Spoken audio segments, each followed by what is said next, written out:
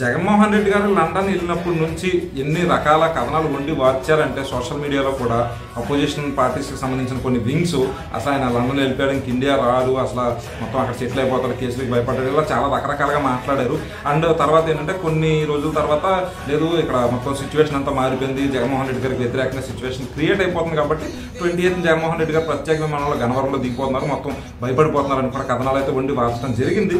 కానీ జగన్మోహన్ రెడ్డి గారు ముందనుకున్నట్టుగానే జూన్ 1న ఆయన ఇండియాకి తిరిగి వస్తున్నారు. జూన్ 1న అన్న ఆగమనం. అదే రోజు ఏపీ మొత్తం చాలా ఇంట్రెస్ట్గా ఎదురు చూస్తున్నటువంటి ఎగ్జిట్ పోల్ ఫైనల్ రిజల్ట్స్ కూడా ఆ రోజు రాబోతున్నాయి.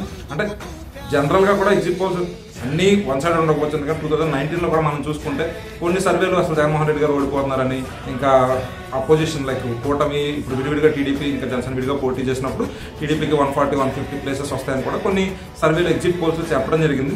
అయినప్పటికీ మెజారిటీ వర్గాలు ఏవైతే అభిప్రాయపడ్డాయో దానికన్నా ఎక్కువగానే వైఎస్ఆర్సీపీ లాస్ట్ టైం కైవసం చేసుకోవడం జరిగింది.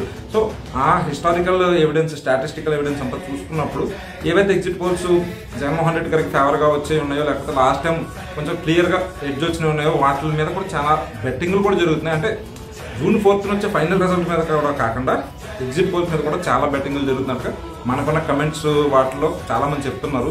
అయితే ఒక సజెషన్, బెట్టింగ్ జోలికి దయచేసి వెళ్ళకండి. బెట్టింగ్ల వల్ల జీవితాలు నాశనం చేసుకున్న వాళ్ళే ఎక్కువ లాభపడేది ఎవరంటే మధ్యలో మధ్యవర్తులు ఎవరైతే ఉంటారో బెట్టింగ్ మాఫియా, బెట్టింగ్ ముఠా వాళ్ళు మాత్రమే బాగుపడతారు తప్ప బెట్టింగ్ వేసిన వాళ్ళు ఆ ట్రాప్లో పడిపోతే ఇంకంతే. So coming back to the point, June 1న అందరూ వెయిట్ చేస్తున్నటువంటి ఎగ్జిట్ పోల్ రిజల్ట్స్ రాబోతున్నాయి. అదే సమయంలో వైఎస్ఆర్సీపీ అధినేత జగన్మోహన్ రెడ్డి గారి ఆగమనం. సింహం ఆ టైంలోనే ల్యాండ్ అవుద్ది, రిజల్ట్స్ అదే టైంలో వస్తాయి, ఇంచుమించు ఎగ్జిట్ పోల్ రిజల్ట్స్ అన్నీ అదే టైంలో వస్తాయి. సో జోష్ అయితే మళ్ళీ నింపుద్ది. అండ్ ఈ కథనాలు ఏదైతే ఇష్టం వచ్చినట్టు మాట్లాడినాడంతా కూడా ఏం చేస్తారో తెలియదు, అంటే వాళ్ళకి నచ్చిన కథనాలు మళ్ళీ రాసేస్తారు.